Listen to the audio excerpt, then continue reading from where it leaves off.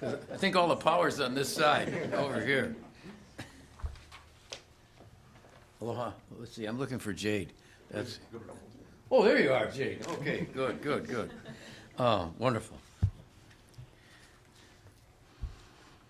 This proclamation today is in conjunction with National Child Passenger Safety Week. And it's especially pertinent, I think, particularly is because we're going to be emphasizing more and more, I hope in the weeks to come and months to come, preschool, early childhood development and education. It's kind of an anomaly to me that we're here today pushing for safety. It shouldn't even be a question as to whether or not we're going to have childhood safety in mind. And of course, if we want to save their life beyond their childhood, giving them early preschool development, nurturing all across the board is what really counts. And this is crucial in that respect. It's probably of interest, especially the people in this room, that this issue of child safety, passenger safety, of course, only came about with the advent of the internal combustion engine and the capacity for the ordinary person after the invention of assembly line automobiles and the extension of the road system across the country in the wake of horse and buggies and transportation that was geared to the buggy era, literally. I'm thinking of it particularly because my grandfather was intimately involved with horses as the principal means of transportation. First for the breweries in Buffalo. When you see the 8-horse hitches of the Clydesdales and the Budweiser commercials, that's not some kind of false nostalgia. That's for real. That's the legacy of the beer trucks that when my grandfather was foreman of the Simon Brewery in Buffalo. That was a form of transportation, and the child safety issue was merely to watch out for the horses, because my father, as part of my grandfather's business, had the great big stiff brooms taking the manure and shoveling it, pushing it to the side in the streets. He was cleaning up the streets. So what you had to watch out for kids then was the leftovers from the horses going down the street. So that's a much different story than what we have now, particularly in terms of the celebration of acceleration, the superhighways that grew out of that era. I'm going on a bit about it because my first exposure to this idea was put in circumstances that it really hadn't occurred to anybody, that such a regulation, if you will, the action of government would be required in order to see to it that children who were otherwise entirely innocent in the process were accommodated. The other thing is it needs to happen fairly quickly, and I can see the kids are already saying, when is this going to be over? So I need to announce parenthetically as well that with regard to the harbor molasses spill, that Glenn Okamoto is part of the cleanup effort that's going on right now, the head of the DOT with the Harbors Division and so on. And so Jade Boutai will be, as Deputy Director for Administration. Jade Boutai is an old friend and will ably be here in Glenn Okamoto's place. And so I know there are a great many people here today from our police departments, from the Keiki Injury Prevention Coalition, including instructors as to how who have the responsibility of moving forward on this. And I believe we even have do we have a PSA Yes. today that we can show? I haven't seen it yet, so I'm looking forward to it. So with that, before I give the proclamation formally, I'd like Jade to come up then and give the remarks for the Department of Transportation. Thanks, Jade. Thank you, Governor. First, we'd like to acknowledge and thank the child passenger safety advocates, technicians, instructors, and coordinators who work tirelessly every day to ensure that all children are safe. Some have joined us today. They are Susan Anderson from the State Department of Health and Carrie Benes from the Kapilani Medical Center for Women and Children, Judy Childs and Lisa Dow. Mario Dupreet from Kaneohe Marine Corps Base. Charles Hirata, child passenger safety instructor. And we would also like to recognize the County Police Department representatives that are here today. From the Honolulu Police Department, Captain Darren Izumo, Major Kurt Kendro, Sergeant Ben Moskowitz, and from the Hawaii Police Department, Major James O'Connor, Sergeant Robert Pauoli, and from the Kauai Police Department, Sergeant Jason Obermeyer, and Assistant Chief Vice Victor Ramos, and Lieutenant Ricky Owedoy from the Maui Police Department, and last but not least, Charles Hirata from Child Passenger Safety Instructor. And we need everyone to know that all Hawaii child's passenger restraint law requires children under 4 years of age to ride in a child safety seat, and those 4 through 7 years of age to ride either in a child safety seat or booster seat. Violators will face a fine up to $500 and have to take a child passenger safety class. And last year combined, all the 4 county police departments issued 624 child safety seat citations to ensure compliance with the child passenger safety law and to reduce the number of citations. The Hawaii Department of Transportation has issued grants to the 4 county police departments and to conduct enforcement of Hawaii's child passenger restraint laws.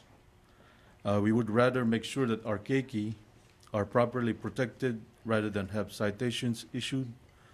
For each citations issued means that the child was not protected. And during the National Child Passenger Safety Week, the 4 county police departments, in partnership with the State Department of Education, will be monitoring local elementary schools statewide to ensure that all parents and caregivers are using a child safety seat or booster seat. To remind the public about Hawaii's booster seat law, the Department of Transportation created a new public service announcement that will be shown on television and in movie theaters beginning this week. We'd like to show you the new PSA now. Hey, Dad, you look so more than me. What? How come he has a car seat and I don't have a booster seat? You're big enough to use a seatbelt. My seatbelt doesn't fit right. I learned in school that the seatbelt should be across the chest and hip to keep me from getting hurt, and it could save my life. You're right. I'll go get your booster seat right now. Hawaii's law requires children under the age of 8 to always ride in a child restraint. Thanks, Dad. And we also produced a radio's public service announcement that will be aired statewide. This media campaign is 100% federally funded. Any parent who has ever installed a child passenger safety seat knows that it can be challenging at times. And to assist parents with proper installation, the Department of Transportation has issued grants to each of the 4 counties to provide pre-community car seat checks as well as maintain child restraint inspection stations. And here to talk about the different types of child safety seats and common installation errors, Charles Hirata, one of Hawaii's child passenger safety instructors.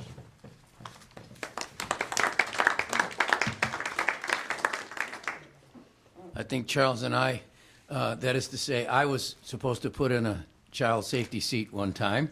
That's another reason why I wanted to be here today, is it has to be done right. And the reason that Charles is here and the folks that he supports in doing this with the service clubs and so on and with the police department is this is not something you just plop into the car. It has to be done right. And people like Charles are here to make sure that everybody's child is safe. And I think our slogan, right, is every seat, every time, right? Thank you, Governor. I was going to wear that shirt today. Changed my mind at the last minute. Child safety seats are really important, but you know they not only have to be used, but they have to be used correctly. And we know that child safety seats reduce the likelihood of infants, that's children under 1 year of age, from being killed in a vehicle crash by 71%, and reduce the likelihood of toddlers age 1 through 4 years old from being injured or killed by 54%. So according to a study by the Children's Hospital of Philadelphia, children ages 4 to 7 who use booster seats are 45% less likely to be injured in a vehicle crash than children who are restrained just by the seat belts alone. One of the things that we're seeing a slippage of people who are not using booster seats and are just placing children back into seat belts alone. The American Academy of Pediatrics has recently changed their rear-facing recommendation. And what they do recommend now is that children ride rear-facing until the age of 2, because they're 5 times safer rear-facing. It's important for small children to ride rear-facing as their bodies are naturally more vulnerable to a force of a motor vehicle crash. So there are different types of child seats and common installation problems.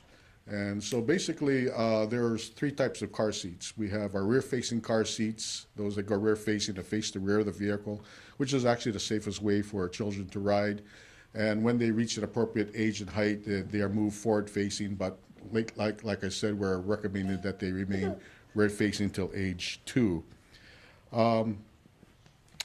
There's also the booster seat, which comes when the children outgrows their forward-facing seat, usually around age 4, around 40 pounds. However, there are many child seats that have higher weight ratings that allow you to leave a child in a full harness until much older.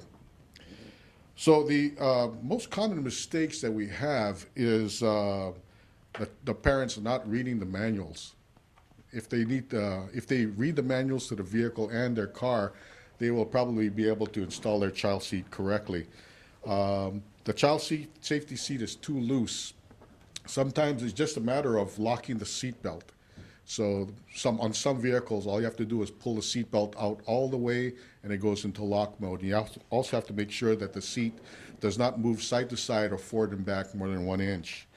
The harness is too loose. If you can pinch webbing, if you can pinch the harness and you can pinch some webbing there, it's too loose. You need to tighten it up a little bit. The tether or latch is not correctly used. You need to read the instruction manual again to find out if you have it in the proper location for rear-facing or for forward-facing. Not placing a harness retainer clip at the armpit level. That's the plastic clip that goes right here on the chest. And not using the correct harness slot. It can be dangerous, and some of this misuse can actually be fatal. There are many people here in this room who have investigated motor vehicle crashes and who have seen the results of people not using their car seats correctly. And if possible, we'd like to reduce injury and death to children by ensuring that they are properly restrained. So for a list of child safety fitting stations and community car seat checks, visit the Keiki Injury Prevention Coalition website at kipchawaii.org. Thank you very much, Charles. Thanks, Governor. I think when I said before, every trip, I really meant that, but I mean every seat. It should be every seat, but every trip, every time.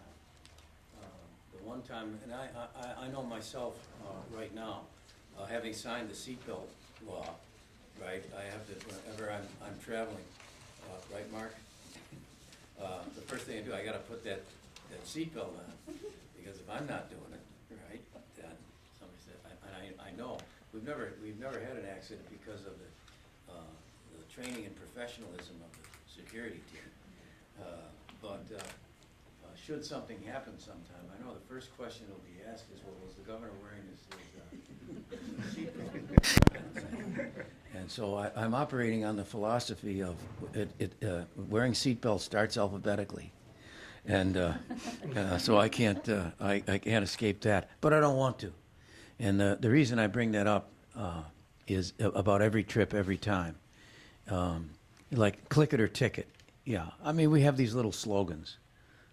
Sure, because it helps you remember what you need to do. And it's easy to not make a joke, but to be able to make a semi-amusing comment about, well, do the people who pass the laws actually live up to them? Those kinds of things. But the issue itself then is far more serious. There's not an officer here that has not, at one time or another, had to come to grips with what happens when a seatbelt and or a child safety seat has not been used correctly or used at all. And let me tell you, that's not something that you just put behind you very easily. And you sometimes get people who, because they maybe have not personally experienced that kind of trauma, talk about, well, the government gets involved in your lives too much. Again, I'm not speaking for the police departments here or any of the officers in this room, but as a former probation officer who on more than one occasion saw the results of the failure to obey the laws regarding safety and automobiles, I can tell you that you shouldn't have to wait for that first time in order to recognize why these rules are there, why these regulations are there, why these laws are there. So when we say every trip, every time, it's because these children here are utterly and totally and completely dependent upon the judgments of the adults around them. They don't have the volition. They don't have the capacity. They're children. That's what this is about. Our responsibility towards these keiki. So I'm very pleased to be able to issue this proclamation today and recognize publicly all of you who have committed yourselves either by way of inclination and avocation or by way of professional commitment or by way of everyday enforcement, the whole question of national child passenger safety. Is it appropriate to give the proclamation now or is it? We were going to have Dr. Devin. That's right. That's right, Doctor. I thought I'd issue the proclamation, then he could do something, but maybe it's better for you to come up right now. Thank you.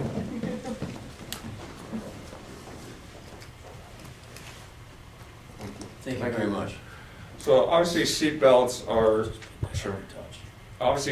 designed to prevent injury and save lives.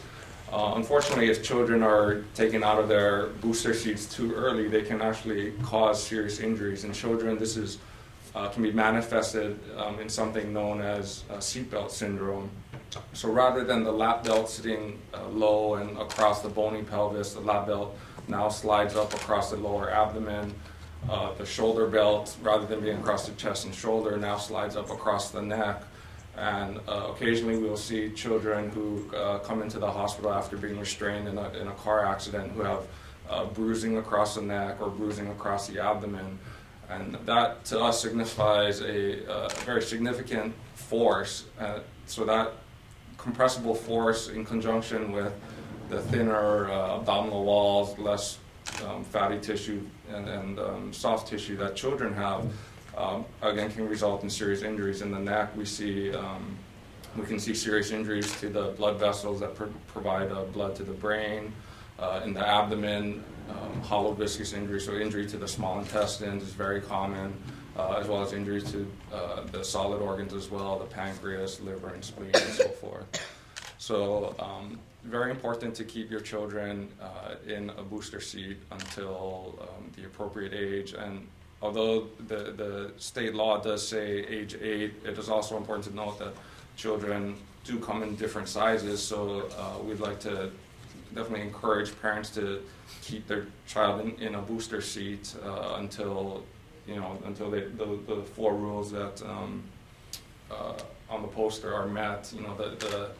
The lap belt sits low across the upper thigh, the shoulder belt across the shoulder and chest, and their knees comfortably hanging off the edge of the seat. So, thank you. Thank you, Dr. Pulapong. Thank you very, very much. The 4 steps for kids is what Dr. Pulapong is referring to about the best possible protection for infants when children outgrow the rear-facing seats, when they outgrow the forward-facing seats, and when they outgrow their booster seats. So this is the kind of thing, the kind of information we'll be getting out, and that's the reason for this proclamation. The proclamations offer a way for the governor as the head of state and the government in the form of either the police department or in groups and individuals who are dedicating themselves to child passenger safety, to acknowledge it, yes, but also to gain the attention of the public with respect to the importance of the issue.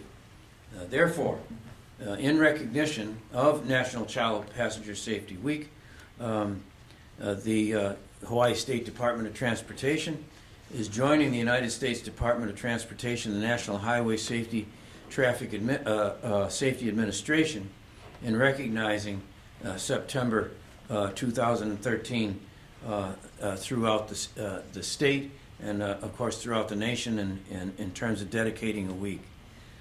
We understand the importance of child safety seats.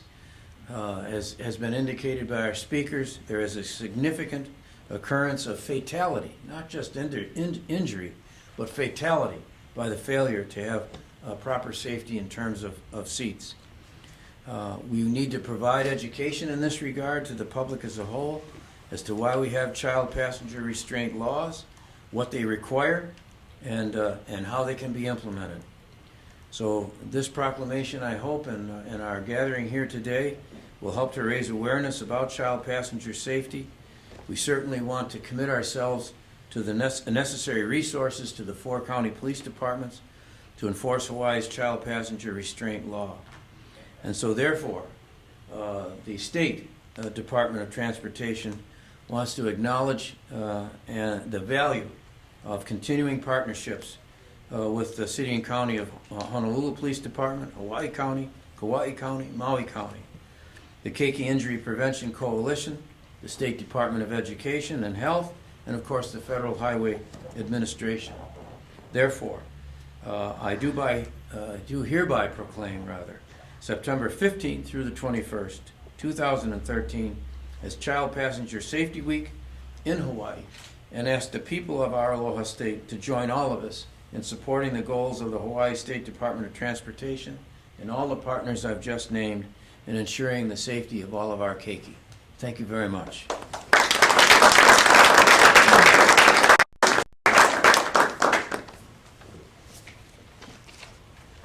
Any questions or comments?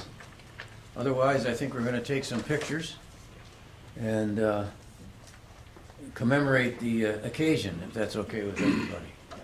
We can do it in sections or we can do it in groups. Do it individually, however you'd like. I think we ought to get these kids up here. I don't know, maybe I better go over there with I'm going to give you kids the proclamation. We're going to take your picture that way because they're already in their seats. How's that? Let's do that. You were very patient. I have a hand for these kids that say congratulations. Thank you for your help. Thank you very much.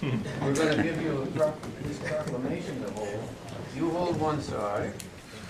Okay. You hold the other. Now hold them up so everybody can see. Now we're going to take pictures of you guys. Okay? I'm going to stand behind you so that I can take credit I don't deserve. Okay? I'll hold up the sign. Okay? Look right here. 1, 2, and 3. Thank you. Okay? Anybody else? Okay, very good. Thank you.